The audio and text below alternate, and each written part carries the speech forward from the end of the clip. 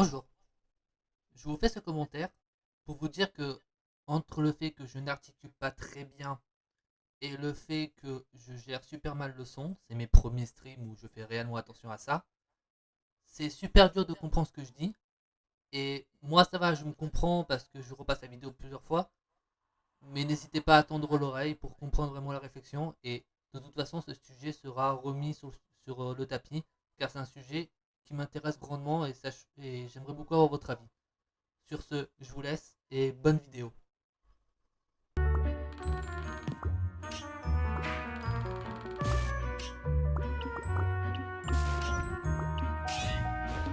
Et ça, je pose aussi cette question par rapport à la streameuse que j'adore, qui est Red Press.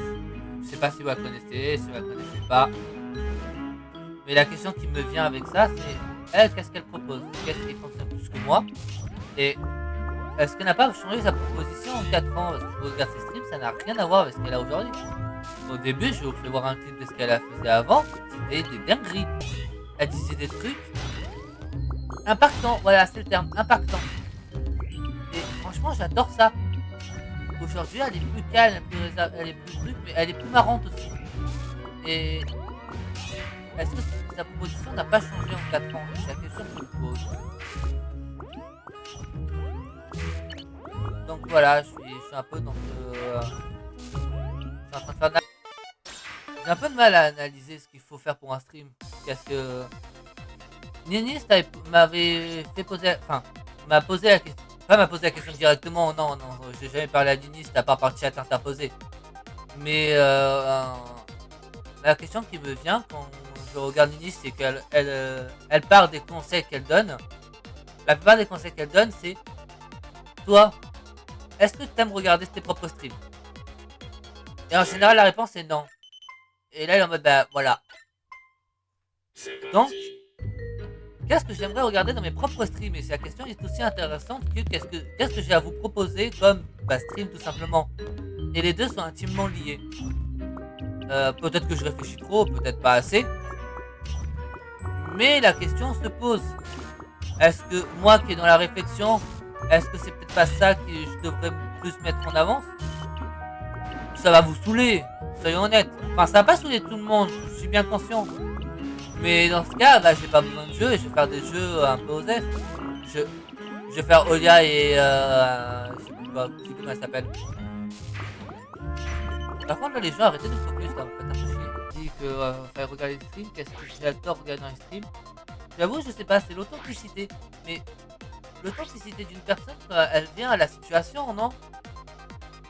Elle ne crée pas de situation, elle réagit normal. Et quand je regarde Fisdak, je m'amuse parce que j'adore regarder Fisdak parce qu'il est touchant.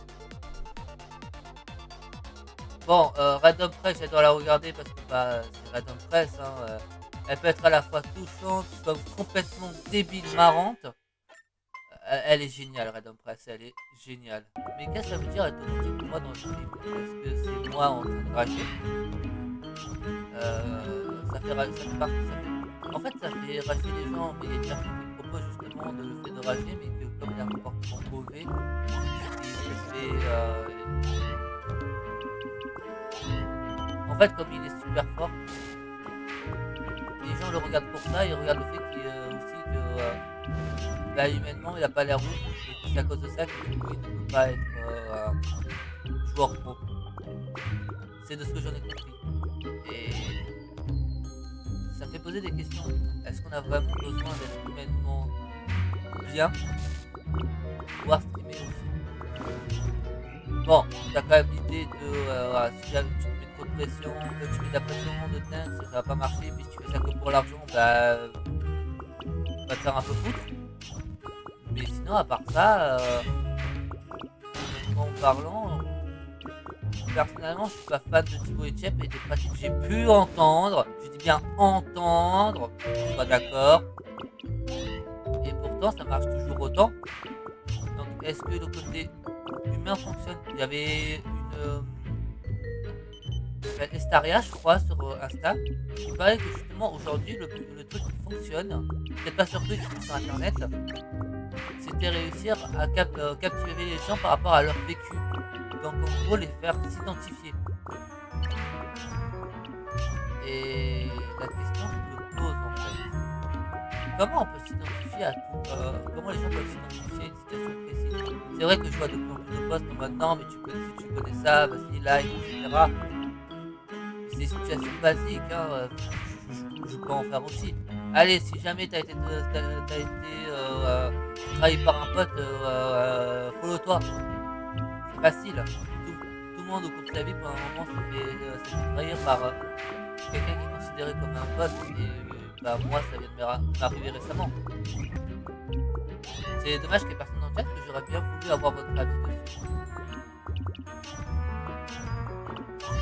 Parce que dernièrement aussi, on a râlé sur le fait qu'à chaque fois que je suis en stream, je rage. Bon, contrairement à d'autres personnes, bah, ah putain, ce perso est trop pété, trop putain, quel cropper de merde. Non, non, non, moi je suis pas comme ça, je suis putain, je suis une merde. Je joue mal, c'est ma faute. Et ça, j'ai l'impression que c'est plus acceptable d'insulter son adversaire que de s'insulter soi. Genre, on a le droit de se reprocher d'avoir mal joué. Genre, c'est pas un brin plus sain. Je dis un brin, ça c'est pas sain du tout. Mais c'est pas un brin plus sain de s'insulter soi parce qu'on a mal joué que de donner la faute à son adversaire. Parce que bah, lui par contre il a bien joué et ça a fonctionné. Pourquoi ça s'arrêterait? Genre j'aurais très bien pu dire à Echo putain Fishy il a fait que des backers quand j'étais à l'edge. Mais ça marchait. Genre je faisais que des saut neutral B, mais évidemment son backer est invincible. C'est lui qui a bien joué, c'est moi qui ai mal joué. Et c'est moi qui devais râler parce qu'il a fait toujours la même option. Lui il a réussi à punir la même option que j'ai fait à chaque fois. Alors pourquoi encore une fois j'ai l'impression que on insulte plus facilement les gens qui s'insultent soi-même. Enfin, pas en mode non mais arrête de rager, c'est pas bien, c'est pas ça, et c'est pas, oui, c'est pas ça clairement. Mais juste en mode tu fais chier. Alors que clairement, j'entends pas ce qu'autant dire, j'entends plus de gens dire putain on sera c'est chiant. Alors que clairement j'aurais pris n'importe quel personnage, je vous aurais pété la gueule. C'est déjà arrivé. Hein.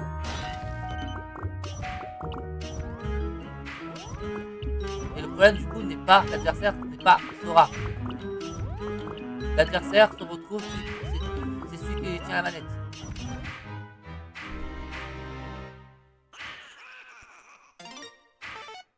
Alors, voilà, c'est toutes ces questions qui m'interpellent. Twitch, pas Twitch, compétition, pas compétition. Et les codes sociaux, c'est des codes sociaux tout ça. Non mais, on rigole sur le fait que moi je... Oh, on finit la partie, je lance le jeu. On rigole sur le fait que, effectivement, je n'ai pas les codes sociaux, voilà. Mais, qu'est-ce que ça veut dire? Les codes sociaux, ça veut dire repousser la faute sur quelque chose qui n'existe pas? Genre, je sais pas, moi... C'est parti. Facile à dire que l'école, par exemple, nous apprend rien. Les plus belles leçons, c'était à l'école. Je vais pas parler de maths, etc. Parce que moi, j'adorais l'école de ce côté-là. Mais par exemple, le coup des amis, bah, je l'ai appris avec l'école. Que c'est pas toujours... Que les amis, en fait, les plus... je vais pas dire fidèles, mais les plus importants, entre guillemets, sont ceux qu'on s'aime le moins. Genre, ils sont là quand ils en ont vraiment besoin. La seule personne qui est venue, quand j'ai pleuré pour un truc à la con, la seule personne qui il est venu pleurer frame 1, alors que les autres m'auraient vu pleurer plusieurs fois et même certaines fois se seraient foutus de ma gueule. C'est celui qu'aujourd'hui je parle encore et on se parle une fois tous les 6 ans. Bon, peut-être pas 6 ans, une fois tous les 6 mois. Et c'est... Clairement, si jamais rien, c'est lui que j'invite en premier, c'est lui mon homme d'honneur, c'est lui... Ah, je ferai tout, hein, c'est un pote à moi. Et tu m'aurais dit 10 ans en arrière, lui, ce sera ton pote pour la vie. Mais je dois pas rayonner. Je suis en mode, mais non, mais on va se perdre. Ben non. Avec ce pote, on se perd et on se retrouve. C'est ma définition de mon meilleur pote de ce pote. Enfin, c'est la définition de notre relation. On se perd et on se retrouve. Tout le temps.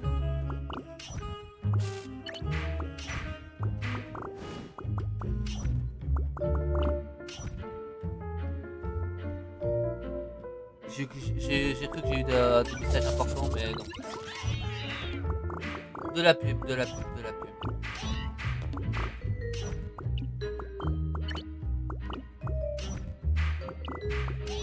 Là, clairement, ça fait quelque temps que j'ai pas reparlé à ce pote. J'ai besoin d'aller sur X forcément. Je peux très bien ne pas aller sur X comme ça. J'avais une alternative. Clairement, j'avais une alternative, hein, qu'on soit d'accord. Et je sais même pas s'il le sait, j'ai une alternative. Je suis en mode, mais j'ai envie de te voir. Je vais être sur X. On va au Sunset. Je sais, demain, je vais te claquer pour le. C'est le jour où je pars pour l'Icarus. Le lendemain, je vais te claquer. Mais je m'en fous, j'ai 14 heures de bus. Qu'est-ce que j'en ai à péter d'être claqué? Genre, je suis claqué, ben je dors. Voilà. Enfin, vraiment besoin. Voilà, j'avais le choix de pas aller le voir et dire à mon pote avec qui je vais en tournoi, viens me récupérer, j'ai personne pour aller sur elle. Il était prêt à faire ça. Mais non, il n'y a pas besoin. Enfin, si, enfin, actuellement il y a besoin d'aller sur elle d'une manière ou d'une autre. Mais moi j'ai envie de voir mon pote. Ça vous est pas déjà arrivé de vouloir voir votre pote? Et je le répète, ça fait presque 6 mois qu'on s'est pas vu. Les choses ont changé. J'ai de la barbe que je dois couper. Mais j'ai les cheveux longs maintenant. Ma manière d'appréhender la vie est différente de la dernière fois. Même si la dernière fois, j'ai du mal à peut-être à communiquer avec lui. Peut-être que j'y arriverai mieux. Peut-être que le fait que j'ai grandi moi aussi me permettra de... On se perd, on se retrouve tout le temps avec ce pote. Et c'est ça pour moi la définition d'un meilleur ami. C'est celui que t'as pas peur de perdre. Parce que tu vas toujours le retrouver.